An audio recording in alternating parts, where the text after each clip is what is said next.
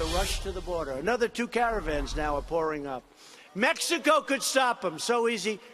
And you know what? If they don't, it's going to cost them a hell of a lot of money, honestly. Because they could do it so easy. So easy. And if they don't, and I'm telling you right now, we will close the damn border. President Trump saying he will not hesitate to close the southern border as the crisis continues to grow on the border. Homeland Security Secretary Nielsen just sending a letter to Congress urging them to act immediately to address the dire situation at the border. Joining me now is former U.S. Army Intel and Special Operations soldier Brett Velicovich. Excuse me, Brett, for your last name, for insulting it. I hope I didn't mess it up too much. We have seen so far the situation just get worse and worse virtually every day, and yet no help at all from Mexico, no help at all from the Central American countries who the president keeps reminding us are getting millions and millions of dollars from the United States. What should we do?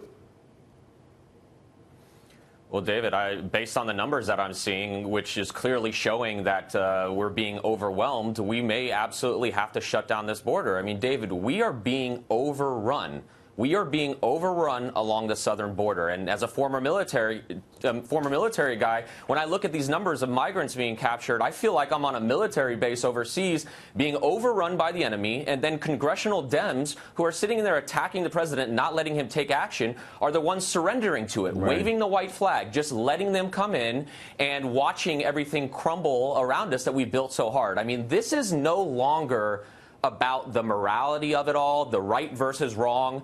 This is not about protecting other countries' citizens. This is about protecting American citizens, and we've got to do something about it before it's too late. Well, specifically to your point about Democrats just kind of throwing, it's worse than throwing up their arms saying, we don't know what to do about it. They're saying there's no problem at the border. Beto O'Rourke said that recently. Let's play the tape.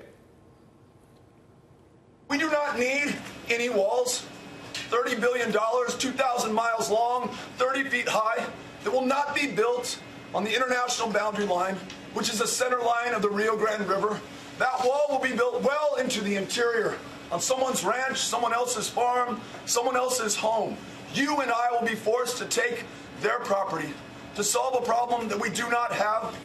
This is criminally irresponsible to solve a problem that we do not have. I mean, it's a crisis. It's not a problem, and they David, are just refusing to admit it.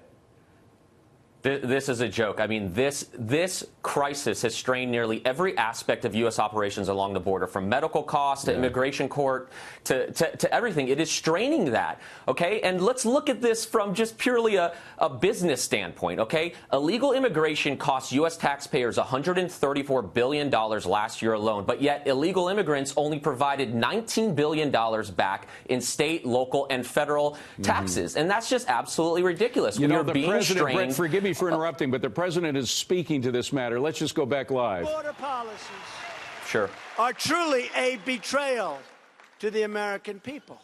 This is dangerous. What's coming into our country is dangerous.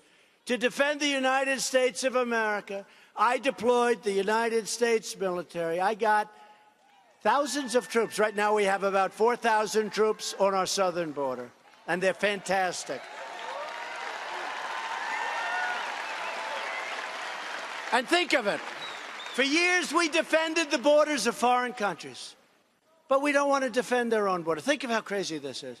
We're defending borders of countries that are 6,000 miles away, that many of you have never even heard the name of these countries, but our southern border, our border along Mexico, where we have a lot of problems, and drugs, and human traffickers, and child traffickers, and all of this coming in, we don't want to defend our border. Think of that, how crazy that is.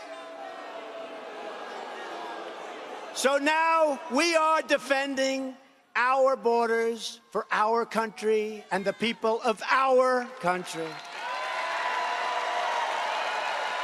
In the last 2 years alone, ICE officers, we love ICE, have made, listen to this though, 266,000 arrests of criminal aliens. Who the hell wants to do that? You don't want to do it, right? You like what you're doing, making cars, right? I like making cars, I think, better too. But they like it. That's what they do. They're great at it. Including those charged or convicted of nearly 100,000 assaults, 30,000 sex crimes, 4,000 kidnappings, and 4,000 murders. Okay? We got them. They got them. How about if you don't get them? How about if you leave all of those people, just leave them? You know what that means for our country? But Democrats want to abolish ICE. They want to get rid of these very great patriots, these very tough people that love our country as much as anybody I've ever seen. They want to set violent offenders free, and directly they will be coming into your communities. We're not going to have it. We're not having it. We want our country to be a sanctuary for law-abiding Americans, not for criminal aliens. Right? So, Brett, there you have the president making a very clear distinction between those who favor sanctuary cities, the release of known violent predators, and what he is doing in terms of locking these people up. Don't you think voters in 2020 are going to choose the latter? The numbers prove that Americans want border security, and the president could not be more right in this case. We need to protect our borders. We need to get more military down there, becoming a force multiplier for our Border Patrol agents that the president is clearly supporting. His job is to keep Americans safe, and he's doing it to the best of his abilities. I mean, this should not even be a political issue. This should not be a right versus left issue. The numbers are clear. 13,000 migrants were in custody this last week alone. CBP, the commissioner there, made it very clear this was overwhelming the system. And who's going to pay for that? This is a burden on everybody. We can't pay for this if this system is being overwhelmed. And not to mention the illegal immigrants themselves are not safe. Well, and as I've said before, they can't be provided with proper housing and food. The amount of money that all this is going to cost is going to dwarf the $5 billion that the president was asking for to build the wall. And I mean, it's just absolutely clear what has to be done. Brett Velicovich, thank you so much for being here. Good to see you.